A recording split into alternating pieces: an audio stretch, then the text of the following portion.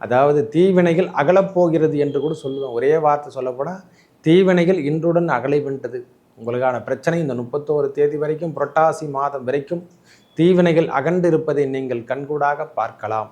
அதாவது வேலை அமைப்பில் இருந்ததாகட்டும், தந்தையார் சொத்துக்களில் இருந்து வந்த பிரச்சனைகள் கூட சொல்கிறேன். இது வரைக்கும் எனக்கு தந்தையார் சொத்து தரலை அப்படின்னு நினைக்கிறவங்களுக்கு கூட இந்த முறை அவங்கள் மனம் மாறி எல்லாத்தையும் அவங்களே செயல்படுத்தக்கூடிய காலமாகும். நம்ம குழந்தைக்கு சொத்தை பிரித்து குத்துடலாம், அவங்களும் கஷ்டப்படுறான், எதனா கடன் பிரச்சனையை தீர்த்துட்டு அவங்களும் நிம்மதியாக இருக்கட்டும்னு சொல்கிறோம் பார்த்தீங்களா. அந்த காலத்தெல்லாம் ஏற்படுத்தி தரப்போகுது. இல்லாதவருக்கு ஒருவேளை உணவு கொடுத்து வாருங்கள், அந்த சனி பகவானால் ஏற்படக்கூடிய துன்பங்கள் விலகும். நம்ம இல்லாதவங்களுக்கு எல்லாருக்குமே கொடுக்கலாம். இந்த பதிவினை காண இருப்பது என்னவென்றால், மாத ராசிபலன் வரிசையில் நாம் காண இருப்பது தமிழ் மாத ராசிபலனை பார்ப்போம். அதாவது புரட்டாசி மாத ராசிபலனை பார்ப்போம் வாருங்கள். மகர ராசி பொறுத்த வரைக்கும் எந்த துன்பமும் இனிமேல் நேராது என்று சொல்றதுக்கு ஒரே வார்த்தை ஒன்று போதும். உடல் உபாதையோ நோய் தொந்தரவோ ஏதேனும் இருந்தாலோ அல்லது பராக்கிரமம் என்று சொல்கிற மாதிரி எதையும் முறியடிக்கக்கூடிய தன்மைகள் எதனா இருந்தால் இனிமேல் அந்த வாய்ப்பெல்லாம் தேடி வரும் சுவாமி. நம்மளுக்கு மனதில் இருந்து வந்த சனி பகவானுடைய தொந்தரவு எப்பொழுதுமே இருக்கும். ஒரு 7.5 சனி என்பது எல்லாருக்கும் பொறுமையானது. இதே ஒவ்வொரு மாதம் இல்லை, எத்தனை நாட்கள் கேட்டாலும் இதை தான் சொல்லுவேன்.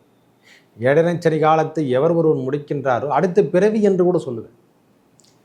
7.5 சனியை முடிச்சுட்டா அவருக்கு அடுத்த பிறவி என்று தான் சொல்லுவேன். ஒரே வார்த்தை சொல்லப்போனால் அதான் சொல்லணும். ஏன்னா சனி பகவானும் இப்பொழுது வக்ரகதி, சனி பகவான் உடல குரு பகவானும் வக்ரகதியில் இருப்பதால் செல்வங்கள் சேரக்கூடிய பாக்கியம் பெறக்கூடிய காலமாகவும், அதுவும் இல்லாமல் இந்த 5ஆம் இடம் என்று சொல்லக்கூடிய இடத்துல குரு பகவான் வக்ரகதி பெற்று நம்முடைய பார்வை 9ஆம் பார்வையை நம்ம மேலே பார்த்துட்ருக்கார் ஐயா. இதுவரைக்கும் கிடைக்காமல் இருந்து வந்த செல்வங்கள் தடையாக நின்று வந்து, அதாவது நான் லோனுக்காக காத்துட்டுருக்கேன்னா அந்த லோன்லாம் நம்மளுக்கு கிடைக்க போகுது.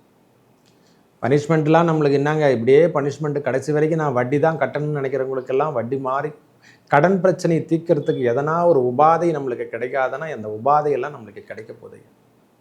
நம்ம பிரச்சனையிலேருந்து நாம் வெளிவருவோமா? கண்டிப்பாக வெளிவருவோம்.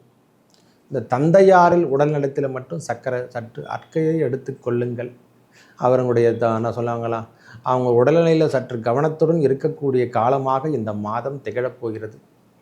6ஆம் அதிபதி அந்த இடத்துல உச்சம் பெறுவார். 9ஆம் இடம் என்று சொல்லக்கூடிய இடத்துல அந்த கன்னிராசியில் உச்சம் பெறுவதால் நம்ம தந்தையார் உடல்நலத்தில் இருந்து வந்த பிரச்சனை, அதாவது வயது மூப்பாகிறவங்க உடல்நலத்தில் சற்று அக்கறை எடுத்துக்கொள்ளுங்கள். அவங்க உடல்நலம் பாதிக்கப்படும். மற்றபடி எந்த தொந்தரவும் கிடையாது. தனவரவு அதிகரிக்கக்கூடிய காலமாகவும், வேலையில் நாம் இது வரைக்கும் வேலை நாம் செய்யாமல் இருந்தால் இனிமேல் வேலையை நம்மளை வழிநடத்தக்கூடிய காலமாகும். அதாவது அதுக்கு முன்னே ஒரு செட்டிங்கு தான் நம்ம வாங்கியிருப்போம். ஒரு வேலை எடுத்துனா இப்போ செயின் மாதிரி அதுவே தொடர்ச்சியாக வேலை வந்து கொண்டே இருக்கக்கூடிய காலம். ஒரு வேலை எடுத்து செய்கிறோன்னா அதன் மூலியமாக இன்னொருத்தர் மூலியமாக இன்னொருத்தர் தொடர்ச்சியாக செயின் மாதிரி நம்மளுக்கு வேலை சார்ந்த விஷயத்தில் அமைப்பு ஏற்பட போகிறது. அதாவது தீவினைகள் அகலப்போகிறது என்று கூட சொல்லுவேன். ஒரே வார்த்தை சொல்லப்போனால் தீவினைகள் இன்றுடன் அகலைவென்றது. உங்களுக்கான பிரச்சனை இந்த 31 தேதி வரைக்கும், புரட்டாசி மாதம் வரைக்கும் தீவினைகள் அகன்று இருப்பதை நீங்கள் கண்கூடாக பார்க்கலாம்.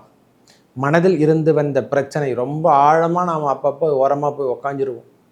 இதெல்லாம் நடக்குமா, நம்மளுக்கெல்லாம் கையில் கிடைக்குமா, நம்மளும் பெரிய லெவலில் வருமா அப்படின்ற ஒரு எண்ணம் எல்லாம் தோன்றுது பாருங்கள்.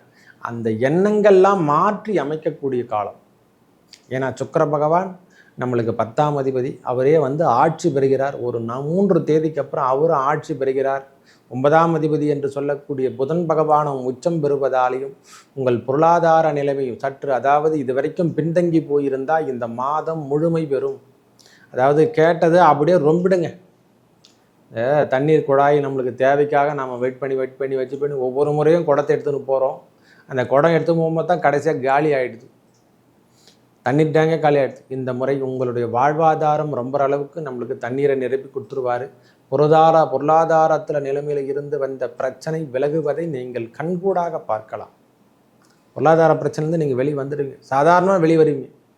உங்கள் பிரச்சனை சார்ந்த விஷயங்களாகட்டும், அதாவது வேலை அமைப்பில் இருந்ததாகட்டும், தந்தையார் சொத்துக்களில் இருந்து வந்த பிரச்சனைகள் கூட சொல்கிறேன். இது வரைக்கும் எனக்கு தந்தையார் சொத்து தரலை அப்படின்னு நினைக்கிறவங்களுக்கு கூட இந்த முறை அவங்கள் மனம் மாறி எல்லாத்தையும் அவங்களே செயல்படுத்தக்கூடிய காலமாகும். நம்ம குழந்தைக்கு சொத்தை பிரித்து குத்துடலாம், அவங்களும் கஷ்டப்படுறான், எதனா கடன் பிரச்சனையை தீர்த்துட்டு அவங்களும் நிம்மதியாக இருக்கட்டும்னு சொல்கிறோம் பார்த்தீங்களா. அந்த காலத்தெல்லாம் ஏற்படுத்தி தரப்போகுது. உன்னதமான காலம் என்று தான் நான் சொல்லுவேன். எல்லாருக்கும் கஷ்டம் இருக்குது, நான் இல்லைன்னு சொல்லலை. அந்த கஷ்டத்தை நிவர்த்தி செய்யறதுக்கு நம் மாத கிரகங்களும் கொடுக்கின்ற பலாபலங்கள் முழுமை பெறும். எல்லாருமே இன்னைக்கு வரைக்கும் வாழ்ந்து தான் இருக்காங்க. கடினமான சூழ்நிலை இருந்தாலும் இன்றைக்கி வரைக்கும் வாழ்க்கை தரத்தை ஓட்டி கொண்டு தான் இருக்கிறாங்க. நான் இல்லைன்னே சொல்லலை. உயர்வினை தருமா? கண்டிப்பாக உயர்வினை தரும். மனதில் இருந்து வந்த பிரச்சனை விலகும். திருமணம் சார்ந்த விஷயங்கள் கைகூடக்கூடிய மாதமாகவும் இந்த மாதம் இருக்கும். அந்த புண்ணிய பாக்கியஸ்தானத்துக்கு உங்களுக்கு என்னென்ன கிடைக்கணுமோ எல்லாத்தையும் கொடுக்க தான் போகிறான். இறைவன் தானே தந்தருள்வான் என்று சொல்கிறோம் இல்லை? அந்த நவ கிரகங்கள் வேறல்ல, இறைவன் வேறல்ல, ரெண்டு பேருமே ஒன்று. கண்ணுக்கு தெரியாத ஒரு கிரகம் நம்மளை ஆட்கொள்ளுதுன்னா அதுதான் கிரகம், நம்மள தான், அதுதான் இறைவனே. ஒரு சக்தி வந்து ஆட்டு படைக்குது, நம்மளை ஆட்டு படைக்குதுன்னா அவங்க தான் இறைவனே.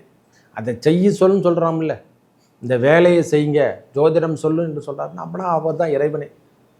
அந்த எண்ணங்களை உருவாக்கி தருகிறார் பார்த்தீங்களா, அவர் தான் இறைவன்.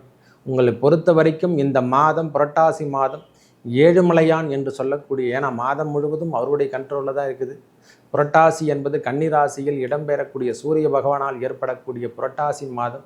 அந்த ஏழுமலையான் வெங்கடாஜலபதி கோவிந்த நாமத்தை கூறிவர உங்கள் வாழ்வில் ஏற்பட்ட துன்பங்கள், ஐயா கல்வி சார்ந்த விஷயமாகட்டும், தொழில் சார்ந்த விஷயங்களாகட்டும், வியாபாரமாகட்டும், நீங்கள் தொழில் செஞ்சு பெரிய பிரச்சனை இருந்து மாட்டினுங்கிறாங்க, எல்லாருக்கும் இது ஒரு விடுதலை பெறக்கூடிய மாதம் என்று கூட சொல்லுது. தலைவலியை நீங்குங்க. முதல்ல இந்த மாதத்தில் தலைவலி நீங்கக்கூடிய மாதமாகும். மெயினான விஷயம், தலைபாகத்தில் இருந்து வந்த பிரச்சனை, தலையாய பிரச்சனைகள் விலகுவதை நீங்கள் பார்க்கலாம். உறுதியாக சொல்லப்போனால் தலையாய பிரச்சனைகள் நம்மளை விட்டுட்டு விலகிறதை நீங்கள் கண்கூடாக பார்ப்பது சுலபமாக இருக்கும். நோயினுடைய ஏதேனும் இருந்தால் வயது மூப்பாகிறவங்களுக்கெல்லாம் நோயினுடைய விலகுவதை நீங்கள் கண்கூடாக பார்க்கலாம். மனதில் இருந்து வந்த பிரச்சனை, வெளியூர் செல்லக்கூடிய பாக்கியம், வேலை அமைப்பில் இருந்து வந்த ப்ராப்ளம் எதுவாக இருப்பினும், வேலையிலையோ அந்த வண்டி வாகனத்தில் ஏற்பட்டு வந்த பழுதுகளோ அவையெல்லாம் நீக்கி ஒரு சரி செஞ்சு திருப்பி ஓட்ட வைக்க போகிறீங்க. உங்கள் வாழ்வாதாரம் திருப்பியும் தொடங்க ஆரம்பிச்சிடுச்சு. நாமும் வாழ்க்கையை வாழ்ந்து தான் தீரணும், எல்லாரும் வாழ்ந்து தான் சென்று விடும் இறைவனிடத்தில். அதனால் வாழ்வாதாரம் தொடங்கி விட்டது. உங்கள் வாழ்க்கை தரமும் உயர்ந்து காணக்கூடிய காலமாக இந்த புரட்டாசி மாதமும், அந்த சனிக்கிழமை தோறும் அந்த புரட்டாசி தோமும் வருகின்ற சனிக்கிழமைகளில் விரதம், அந்த நாராயணன் என்று சொல்லக்கூடிய வெங்கடாஜலபதி சீனிவாசனுடைய கோவிந்தன் நாமத்தை சொல்லி வர, அங்கே இல்லாதனவருக்கு, அதாவது நம்மளால் முடிஞ்சால் அன்றைய தினம் குளிச்சுட்டு இறைவன் நாமத்தை சொல்லிவிட்டு அந்த படையலை போட்டுட்ட பிறகு இல்லாதவருக்கு ஒருவேளை உணவு கொடுத்து வாருங்கள். அந்த சனி பகவானால் ஏற்படக்கூடிய துன்பங்கள் விலகும். நம்ம இல்லாதவங்களுக்கு எல்லாருக்குமே கொடுக்கலாம். நம்மக்கிட்ட செல்வங்கள் அதிகமாக இருந்தால் செல்வத்தை கொடுத்து அவங்க மேலே நீங்கள் வாங்க, உங்கள் பிரச்சனையெல்லாம் விலகும், நம்ம பாவங்கள்லாம் குறையும். வேறு எதுவுமே கிடையாது. நாம் செய்கின்ற புண்ணியம்தான், தானம் தர்மம் தான் நம்மளை தலையும் காக்கும், நம் வம்சாவழியும் காக்கும். ஐயா, இதுதான் இறைவன் கொடுத்துருக்கான் பொது விதியாகவே. நான் சொல்லலாம், தர்மம் தலை காக்கும், தக்க சமயத்தில் உயிர் காக்கும். யாருக்கும் சொல்ல மாட்டாங்க ஐயா. தர்மம் செய்து ஒரு வாழே போதும், இறைவன் நம் முன்னின்று நம்மளை காப்பார். அந்த பாடெல்லாம் பாருங்கள்.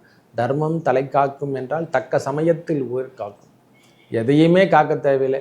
நீங்கள் செய்யக்கூடிய தர்மமும் தானமும் உயர்வினை தந்து பெரிய லெவலில் நீங்கள் உயர்வான இடத்துக்கு இறைவனே வழி நடத்தக்கூடிய காலமாக அமையப்பெறும். நல்லதெல்லாம் நடக்க அந்த ரங்கநாத பெருமானையும் ரங்கநாயையும் வழிபட உங்கள் வாழ்வில் ஏற்பட்ட துன்பங்கள் இந்த புரட்டாசி மாதத்தோடு நிறைவு பெற வேண்டும் வேண்டி கேட்டுக்கொள்கிறேன். நன்றி, வணக்கம்.